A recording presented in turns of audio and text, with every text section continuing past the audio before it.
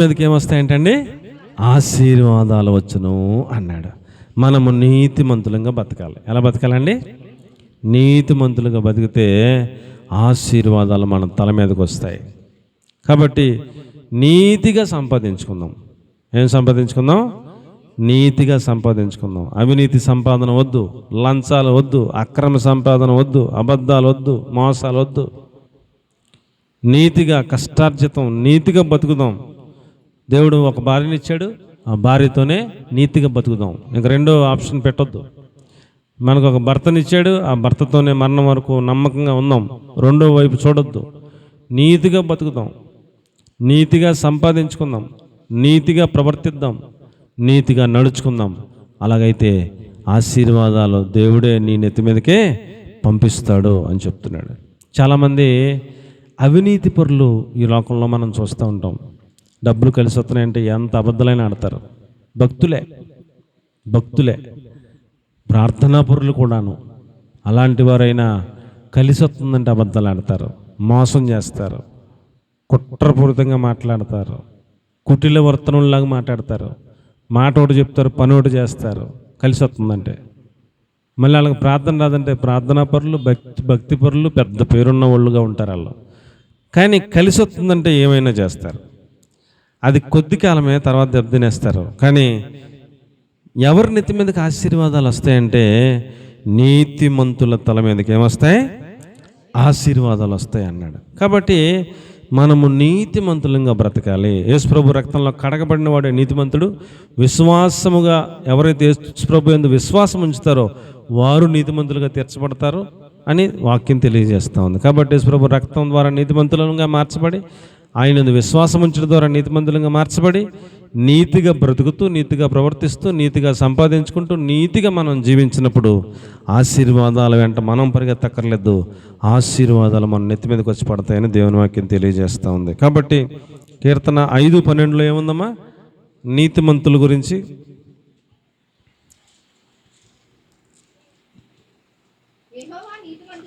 యెహోవా నీతిమంతులను ఆశీర్వదించువాడవు నీవే. చాలు. నీతిమంతులను ఆయనే ఆశీర్వదిస్తాడు అని అక్కడ ఇంకా మరొక సాక్ష్యాన్ని మనం బలపరుస్తున్నాడు. యెహోవా నీతిమంతులను ఆశీర్వదించువాడవు నీవే. ఈ లోకంలో అడ్డదారులు సంపాదించే వాళ్ళు బోళ్ళంత మంది ఉన్నారు. అవి అలాగే ఎలాగొచ్చిన అలాగే పోతాయి. నీతిగా బతికిన చూసి నవ్వుతారు వాళ్ళు. వీడంట నీతిమంతుడంట, కరెక్ట్గా ఉంటాడంట, అలాగంట ఇలాగంట అంటారు. నేను చూడు అడ్డంగా ఎంత సంపాదించాను అంటారు. తర్వాత తెలుస్తుంది, నేను నిలకడ మీద తెలుస్తుంది అండి. సాక్ష్యాలు, ఆధారాలు ఉంటాయి, చాలా ఉంటాయి. భయభక్తులతో బతికి అండి. ఒక పెద్ద ఆవిడ నాకు ఫోన్ చేసి మా అస్తమానం మాట్లాడుతుంటారు. 88, 90 ఉంటాయి ఆవిడకి. నాన్న, నేను చిన్నప్పుడు నా పిల్లల్ని పెంచుకుంటా చాలా కష్టాలు గుండా పెంచుకున్నాను, భక్తిగా పెంచుకున్నాను పిల్లల్ని. నాకు అప్పుడు బంగారం కొనుక్కోవడానికి డబ్బులు ఉండేవి కాదు, మంచి చీరలు కట్టుకుంటా డబ్బులు ఉండేవి కాదు. నా బిడ్డలను భక్తిగా పెంచుకోవటం మీద నేను దృష్టి పెట్టాను. చాలా భక్తిగా ప్రార్థనాపూర్వకంగా బిడ్డలను పెంచుకున్నాను. నా తోటోళ్ళు పలానా ఆవిడ బంగారం కొనుక్కొని చూడు, వడ్డానం కొనుక్కొని చూడు, గాజులు కొనుక్కొని చూడు, అవి కొనుక్కొని చూడు, మంచి చీర కొనుక్కొని చూడు అని నా దగ్గర చెప్పేవారు. పోన్లేమో కొనుక్కుంటే కొనుక్కొని అమ్మ నాకెందుకు అనేదాన్ని. ఈ రోజున నా బిడ్డలు అందరూ డాక్టర్లు అయ్యారు, కోట్లు సంపాదించారు, కార్ల మీద తిరుగుతున్నారు. అవతలోళ్ళ పిల్లలు పరిస్థితి చూడు. భక్తిగా పెంచాలి పిల్లల్ని. ఎలా పెంచాలండి? భక్తిగా పెంచాలి, ప్రార్థనాపూర్వకంగా పెంచాలి, సహవాసంలో పెంచాలి. అది ఆశీర్వాదం అండి. నీతిగా పెంచాలి. ఎలా పెంచాలండి? నీతిగా పెంచాలి. అది నా పాయింట్. నీతిగా ఆవిడ ఉంది, బిడ్డలను నీతిగా పెంచడానికి ప్రయత్నం చేసింది. అందుకని వాళ్ళు అంతగా ఆశీర్వదించబడ్డారు. ఇవాళ రోజున వాళ్ళ పిల్లలు ఏ పిల్లలను చూసినా కారులే, హాస్పిటల్ మీద హాస్పిటల్ కట్టిపడేశారు. బహుగా దేవుడు ఆశీర్వదించాడు వాళ్ళని.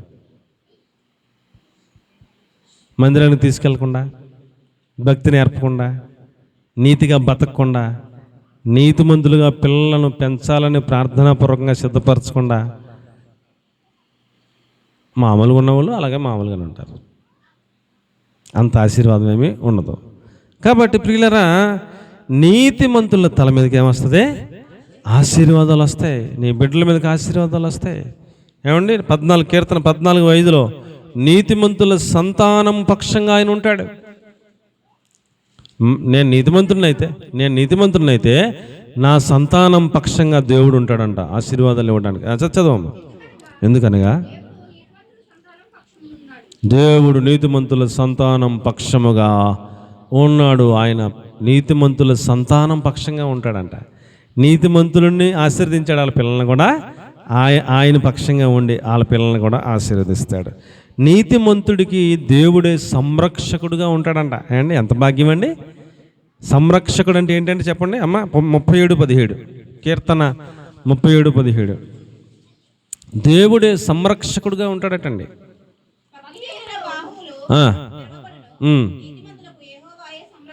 నీతిమంతులకు యెహోవాయే సంరక్షకుడు. సంరక్షకుడు అంటే ఏమండి, ఇప్పుడు అన్నదమ్ములు ఇద్దరు ఉన్నారనుకోండి, ఒకడు బతికే ఉన్నాడు, ఒకడు చచ్చిపోయాడు అనుకోండి. చచ్చిపోయినోడికి కూడా పిల్లలు ఉంటారు కదా, ఆ పిల్లల్ని ఈ పెదనాన్న చూస్తూ ఉంటాడు. ఇప్పుడు వీళ్ళ పిల్లలకైతే నేనే తండ్రి అని సంతకం పెడతాడు, వాళ్ళ పిల్లలకి ఏం సంతకం పెడతాడు? తండ్రి అన్నకాడ పెట్టాడు, సంరక్షకుడు అన్నకాడ సంతకం పెడతాడు. అంటే వాళ్ళ బాధ్యత కూడా ఈయన తీసుకున్నాడు. వీళ్ళ పిల్లల్ని ఎంత బాగా చూసుకుంటున్నాడో వాళ్ళని కూడా అంతకన్నా బాగా చూసుకుంటాడు. సంరక్షకుడుగా ఉంటాడు, ఏ లోటు రాకుండా చూసుకుంటాడు. దేవుడు నీతిమంతులకు ఎలా ఉంటాడంటండి? సంరక్షకుడు, కాపాడేవాడుగా, సంరక్షించేవాడుగా, వాళ్ళ పక్షంగా, వాళ్ళకు తోడుగా, వాళ్ళను సంరక్షించేవాడుగా దేవుడే ఉంటాడంటండి. కాబట్టి నీతిగా బతికితే ఎలాగండి? కుదరదండి. లోకంలో ఏ వెనక గొడుగు పట్టాలి, ఏ పరిస్థితికి ఏమండి ఎటుగాలైతే వెళ్ళాలి, అలాగైతేనే బతకగలదండి అనే వాళ్ళకి చెబుతున్నటువంటి మాటలో దేవుడు అలాంటి వాళ్ళ పక్షంగా ఉండడం, సంరక్షకుడుగా. ఎవరికి సంరక్షకుడుగా ఉంటాడంట? నీతిమంతులకు ఆయన సంరక్షకుడుగా ఉంటాడు. 37:29 నీతిమంతులు భూమిని స్వతంత్రించుకుంటారు. 75:10 నీతిమంతుల కొమ్ము హెచ్చింపబడును అంటాడు. నీతిమంతులను దేవుడు హెచ్చిస్తాడు, వాళ్ళ కొమ్మును హెచ్చిస్తాడు. విరగొట్టేస్తాను, నీతిమంతుల కొమ్ములు హెచ్చింపబడును అన్నాడు. నీతిగా మనం బతికితే మన కొమ్ము హెచ్చింపబడుతుంది అంటండి, మనల్ని దేవుడు హెచ్చిస్తాడు. 94:13 నీతిమంతులకు నెమ్మది కలుగుతుందంట. ఏం కలుగుతుందంటండి? గుంట తవ్వబడే వరకు నీతిమంతుల కష్ట దినములు పోగొట్టి వారికి నెమ్మదిని కలగజేస్తావు అన్నాడు. నీతిమంతులకు ఏమి ఇస్తాడంటండి?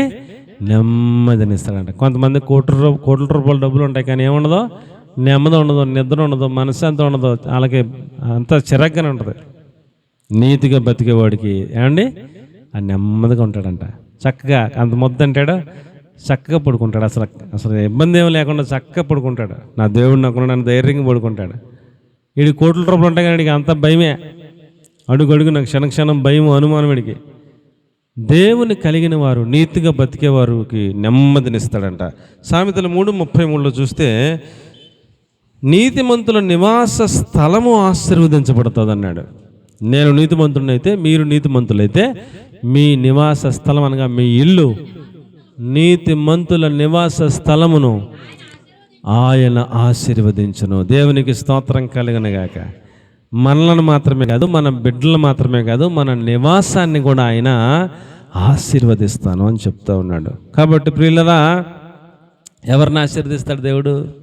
చెప్పండి. ఎవరిని ఆశీర్వదిస్తాడు? నీతిమంతులను ఆశీర్వదిస్తాడు. నీతిమంతులను ఆశీర్వదిస్తాడు. ఆయన ఎవరినైతే ఆశీర్వదిస్తాడో వాళ్ళే ఐశ్వర్యవంతులు అవుతారు. అది మొదటి పాయింట్.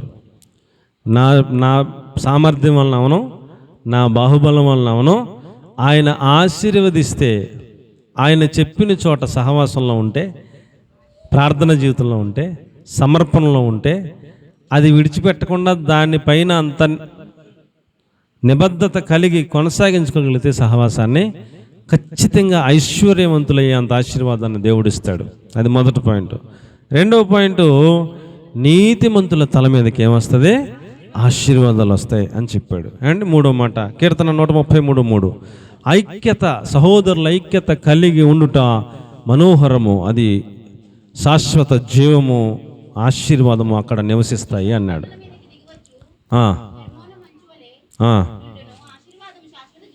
ఆశీర్వాదము శాశ్వత జీవము అచ్చట ఉండవలనని యెహోవా సెలవిచ్చాడు అన్నాడు. ఫస్ట్ వచనంలో సహోదరులు ఐక్యత కలిగి నివసించుట ఎంత మేలు, ఎంత మనోహరము అన్నాడు. ప్రియులరా, మనం ఒక్కొక్కళ్ళం ఒక్కొక్క కుటుంబం కదండి. ఒక్కొక్కళ్ళం ఒక్కొక్క కుటుంబం, వాళ్ళదో కుటుంబం, మీదో కుటుంబం, మీదో కుటుంబం, అలాగే ఒక్కొక్కళ్ళది ఒక్కొక్క కుటుంబం. కుటుంబంలో ఉన్న అందరూ ఐక్యంగా ఉంటే అక్కడ ఆశీర్వాదం ఉంటుంది. అమ్మ చెప్పిన మాట ఏమో కొడుకు ఇష్టం ఉండదు, కొడుకు చెప్పిన మాట ఏమో అమ్మకి ఇష్టం ఉండదు, నాన్న చెప్పిన మాట ఏమో కూతురికి ఇష్టం ఉండదు, కూతురు చెప్పిన మాట ఏమో నాన్నకి ఇష్టం ఉండదు, ఒకరికి పడదు. అక్కడ ఆశీర్వాదం ఉండదు. ఏ ఇంట్లో అయితే ఏక మనసు ఉంటుందో, ఏ ఇంట్లో అయితే ఐక్యత ఉంటుందో, ఇంటికి యజమాని తండ్రి గారు కదా, తండ్రి గారు చెప్పినట్టుగా తల్లి వింటే, తండ్రి గారు చెప్పినట్టుగా పిల్లలు వింటే, ఇల్లంతా ఆయన మాట మీద ఐక్యతగా నడుస్తూ ఉంటే ఆ ఇల్లు ఆశీర్వాదకరంగా ఉంటుంది. తండ్రి ఒకవేళ లేని పక్షంలో తల్లి హెడ్ కాబట్టి తల్లి చెప్పినట్టుగా అందరూ లోబడితే, ఏక మనస్సు కలిగి ఐక్యతగా ఉంటే ఆ ఇల్లు ఆశీర్వాదకరంగా ఉంటుంది. ఇంట్లో ఎవడికాడే హీరో అయితే, ఎవడికాడే లీడర్ అయితే ఆ ఇల్లు ఆశీర్వాదకరంగా ఉండదు అని నేను మనం చేసుకుంటూ ఉన్నాను. ఒక ఇల్లు అయినా అంతే, ఒక సంఘమైన అంతే, అది ఒక దేశమైనా అంతే. ఐక్యత ఉన్న చోట ఆశీర్వాదం ఉంటుంది. అందుకనే ఐక్యత లేకుండా చేయడానికి సాతాను ప్రయత్నం చేస్తూ ఉంటాడు. సాతాను ఏం చేస్తుంటాడు? ఐక్యత లేకుండా ఉండటానికి సాతాను ప్రయత్నం చేస్తుంటాడు. మనము దేవుని పిల్లలమైతే, మనకి ఆశీర్వాదాలు కావాలని కోరుకుంటే మనము ఐక్యతను కాపాడుకోవాలి. ఏం కాపాడుకోవాలండి? ఐక్యతను కాపాడుకోవాలి. ఇప్పుడు ఐక్యంగా ఉండాలి. ఒక కుటుంబం అంతా ఐక్యంగా ఉండాలంటే ఏం చేయాలి? భర్త తిట్టాడు భార్యని ఈరోజు పొద్దున్నే. ఇప్పుడు ఐక్యంగా మనం ఉండాలనుకున్నాం కాబట్టి తిట్టాలని ఏం చేయాలి? మాట్లాడకుండా ఊరుకోవాలి. అప్పుడు ఐక్యతగా ఉంటుంది. నన్ను అంటావా నీ ఈవిడి తిరగబడింది అనుకోండి, ఐక్యత ఉంటుందా? ఉండదు. పిల్లలు 4 ఉన్నారనుకోండి, అమ్మ తరపున ఇద్దరు, నాన్న తరపున ఇద్దరు డివైడ్ అయిపోయారు అనుకోండి, ఐక్యత ఉంటుందా? ఉండదు. ఐక్యతను పాడు చేసేవాడు సాతాను. అలాంటి ఆలోచనలు పెట్టేవాడు సాతాను. ఐక్యతను కాపాడేది దేవుడు. కాబట్టి ఒక సహవాసమైన, ఒక అసోసియేషన్ అయినా, ఒక సంఘమైనా, ఒక కుటుంబమైనా ఐక్యత కలిగి ఉంటేనే ఆశీర్వాదం. ఐక్యత లేకపోతే ఆశీర్వాదం కాదు అని నేను మనవి చేసుకుంటా ఉన్నాను. ఇప్పుడు ఏదైనా ఒక పని చేయాలనుకోండి ఒక ఇంట్లో 5 సభ్యులు ఉన్నారు, తల్లి తండ్రి 3 పిల్లలు ఉన్నారు. ఇప్పుడు 3 పిల్లల్లో చిన్నోడికి ఒక ఆలోచన వచ్చింది. చిన్నోడికి ఏమొచ్చింది? ఒక ఆలోచన వచ్చింది.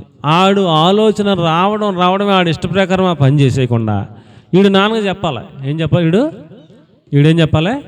నాన్నగా చెప్పాలి. నాన్న నాకు ఈ ఆలోచన వచ్చింది, చేయమంటావా వద్దా అని నాన్నగా చెప్పాలి.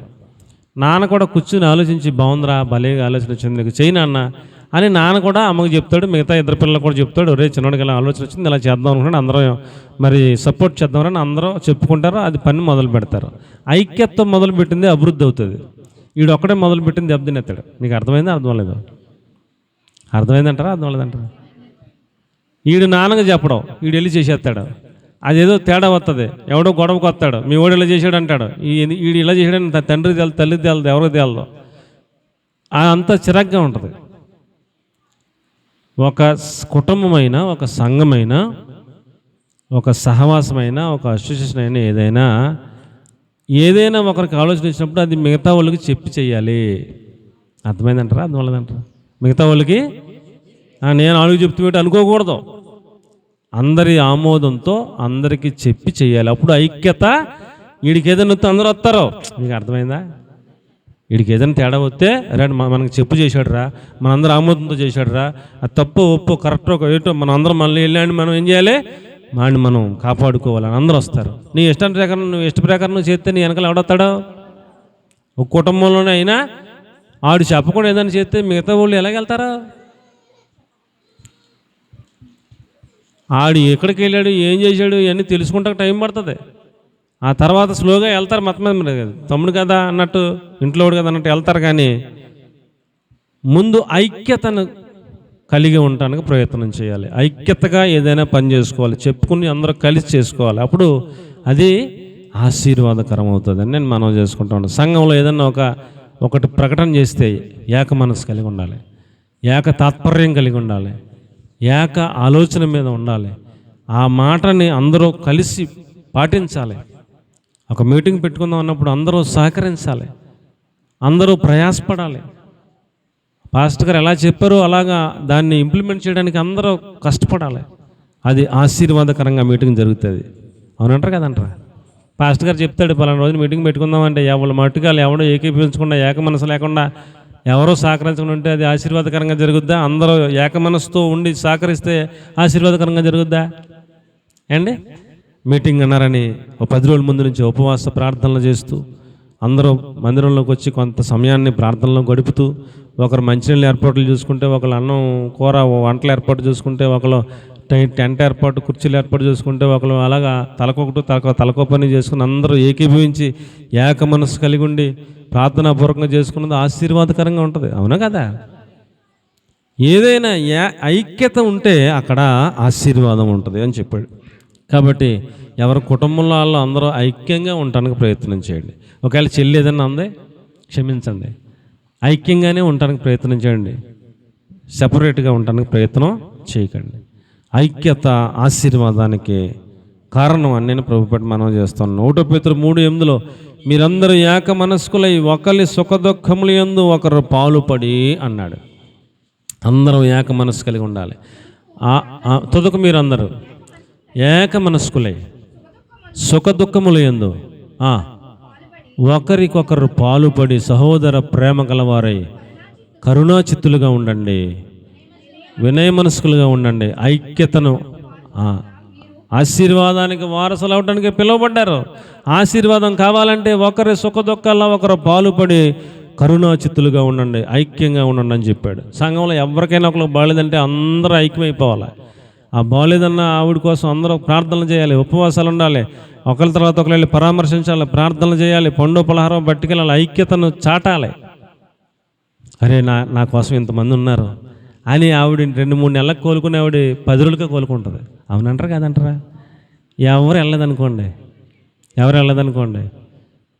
6 నెలల్లో తగ్గుద్దమ్మా అన్నది సంవత్సరమైనా తగ్గదు. అవునా కదా? ఐక్యతలో అంత ఆశీర్వాదం బలం ఉంది. ఏదైనా ఒకళ్ళకి బాగాలేదని తెలవగానే సేవకుడు ప్రకటన చేస్తాడు, పలానా వాళ్ళకి బాగాలేదంట, నేను వెళ్తాను, తర్వాత మీరు కూడా అందరూ వెళ్ళండి అని మేము చెప్తుంటాం.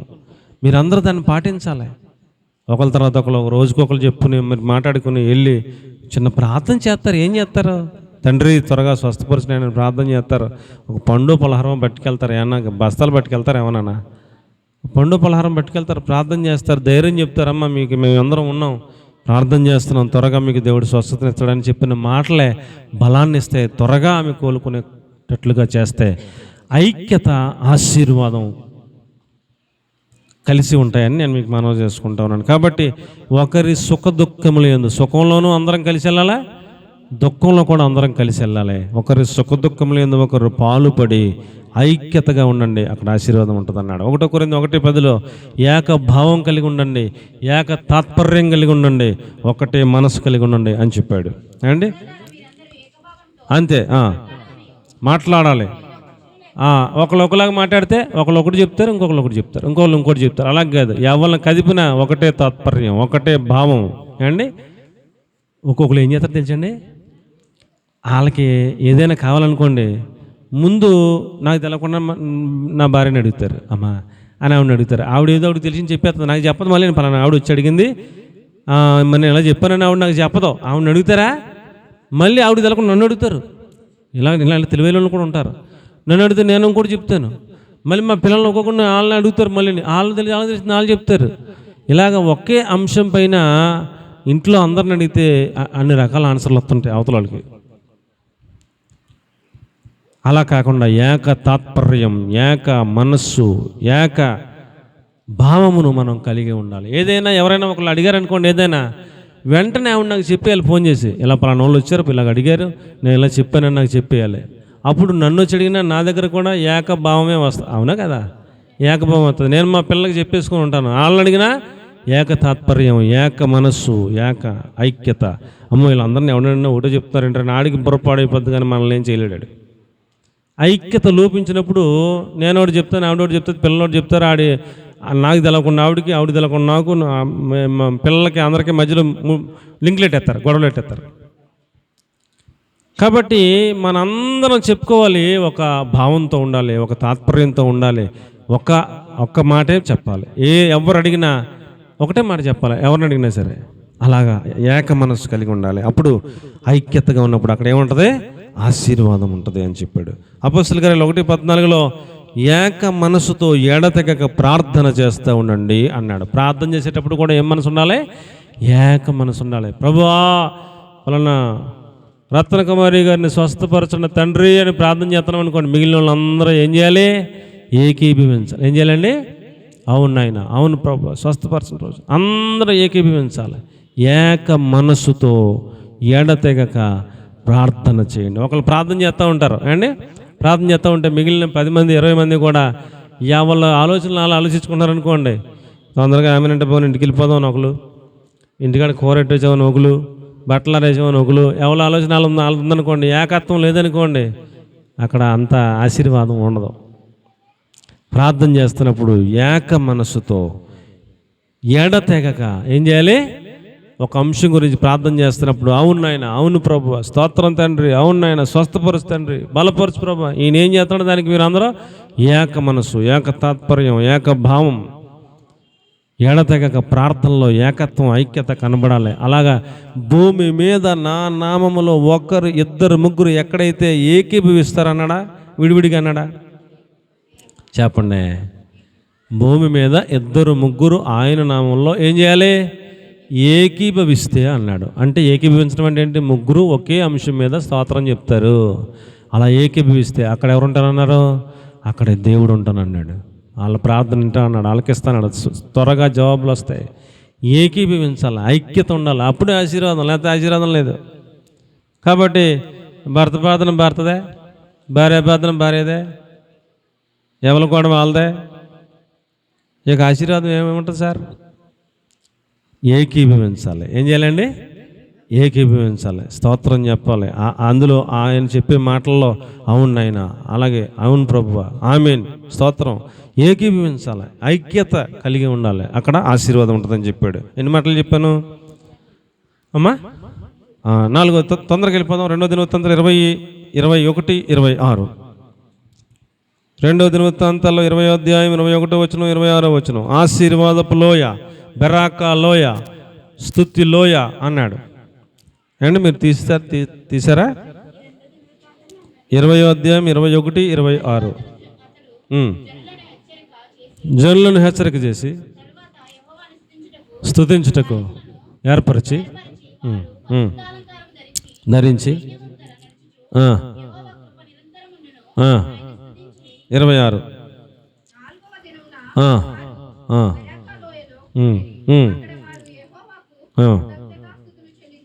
అది ఆశీర్వాదపు లోయ అన్నాడు. దేవునికి స్తోత్రం కలుగునుగాక.